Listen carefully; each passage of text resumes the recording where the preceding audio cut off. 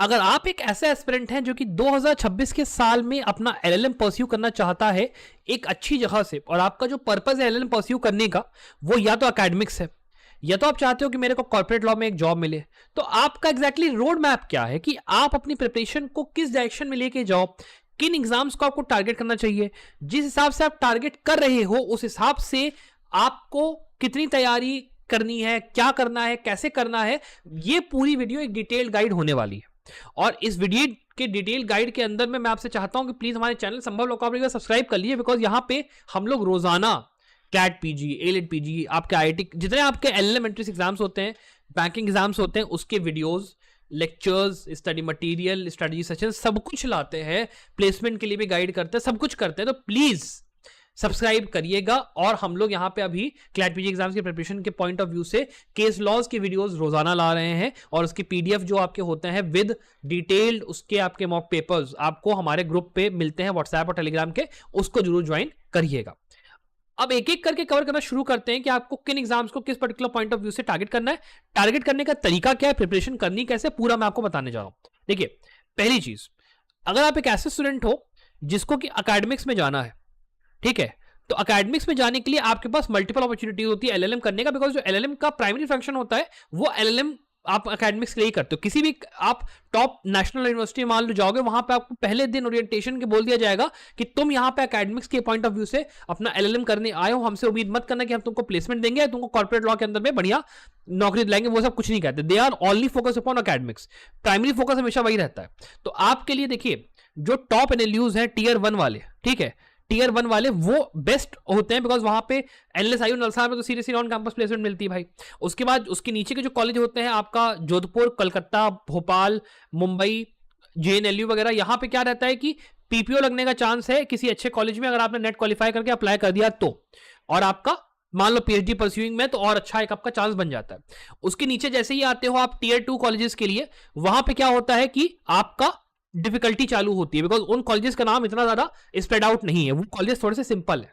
और वहां से एलएलएम करने के बाद आपको हो सकता है कि पीएचडी फिर अच्छी जगह से कहीं से करनी पड़े, और आपको पीएचडी में अच्छी कंसिडरेशन मिल जाती है, बिकॉज आपने किसी एनएलयू से अपना टैग लेके वो करा है, या फिर आपको नौकरी भी मिल सकती है, बस आपको थोड़ा सा एक्सपीरियंस, मतलब नौकरी जो होगा पैकेज थोड़ा कम का लगेगा, और धीरे धीरे करके फिर आप उस जगह पे पहुंचोगे जहां पे नॉर्मल बंदा पहुंच रहा है।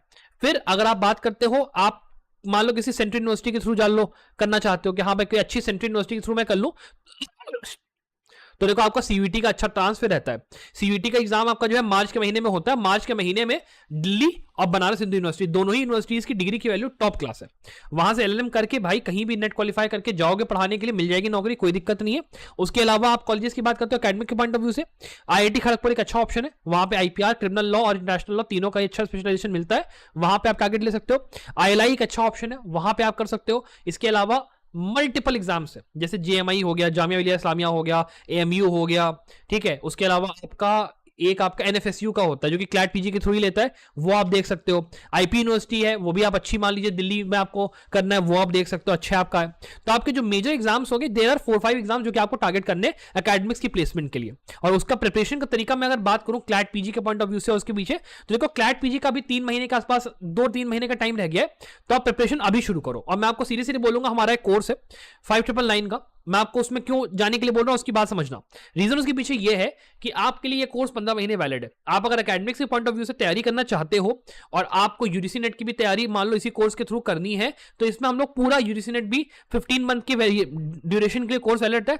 यूजीसी नेट पूरा कंप्लीट आपको कवर करके देखते हैं, along with all India bar अगर आपको देना है तो।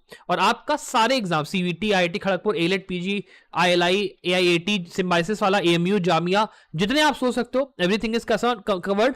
एनआईएसएम भी कवर्ड है, सब कुछ कवर्ड है। तो आपको अगर एनरोल करना है, केवल 5999 में आपका पूरा कोर्स अवेलेबल है, प्लस एज अ मेंटोर मैं आपके साथ रहता भी हूं, तो अगर आपको चेकआउट करना आप देख सकते हो। वरना क्लैट पीजी केवल देना हो तो आप ये कोर्स एक बार देख सकते हो, उसके बारे में बाद में बात करूंगा। तो point of view of preparation बात करते हैं। देखो क्या होता है ना कि क्लैट पीजी के अंदर आपको मेजर जो सब्जेक्ट्स होते हैं वो अपने पढ़ने होते हैं। उन सब्जेक्ट्स को पढ़ने का जो तरीका होता है वो ये होता है कि आप जाते हो, पढ़ाई अपनी करते हो, और पढ़ाई करके आप सीधे ये देख लेते हो कि हाँ भाई ठीक है, मैंने मेजर जो अपने पोर्शंस होते हैं आपके सब्जेक्ट्स के वो अपने कर लिए। वो करने के बाद आप केस लॉ से फोकस करते हो। लैंडमार्क रीसेंट केस लॉ पढ़ा मैंने ये देखा कि हाँ ठीक है, रीसेंट लैंडमार्क केस लॉ पढ़ने के बाद मैं सीधे अपना अप्रोच जाऊंगा मॉक पेपर्स के ऊपर अपना 1 महीने मैंने पेल के मतलब अपना अच्छे से मॉक पेपर दिया, और उसके बाद अगर मान लो एग्जाम अच्छा नहीं है तो आप सीयूटी पे सीधे आइए, और उसके अंदर में जो बचे हुए आपके सब्जेक्ट है, सीपीसी हो गया, बाकी सब्जेक्ट्स हो गए, उनको आप करके आगे बढ़ जाते हो।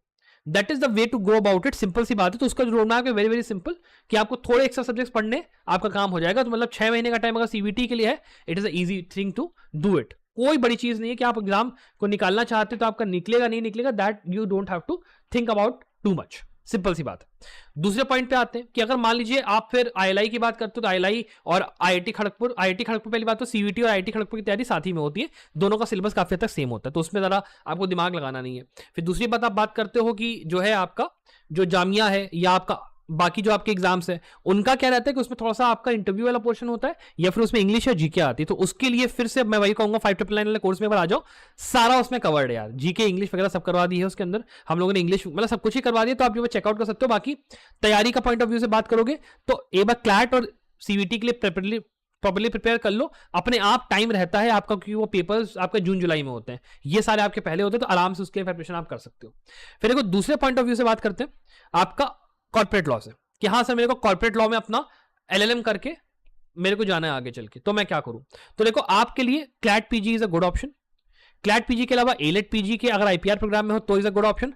IIT Kharagpur is a good option. IIT Kharagpur के साथ सीवीटी के अंदर कुछ स्पेसिफिक कॉलेजेस है जो कि आप टारगेट कर सकते हो, that is a good option. और उसके अलावा आपका जो ऑप्शन है that is NISM, national institute for securities management, Mumbai, national university Mumbai की इनकी डिग्री रहती है, बहुत ही बढ़िया कोर्स रहता है, तो वो आप चेकआउट कर सकते हो। That is a very very good university, वहां से आप एलएलएम करने का डेफिनेटली सोच सकते हो। बेनिफिट इन सारे कॉलेजेस का ये रहता है कि यहाँ पे आपको या तो ऑन कैंपस प्लेसमेंट मिलेगी, या फिर एटलीस्ट आपको पीपीओ मिल जाएगा। और पीपीओ मिलने का मतलब होता है कि आप फिर अपने बलबूते पे ही सही लेकिन नौकरी अपनी पा लेते हो।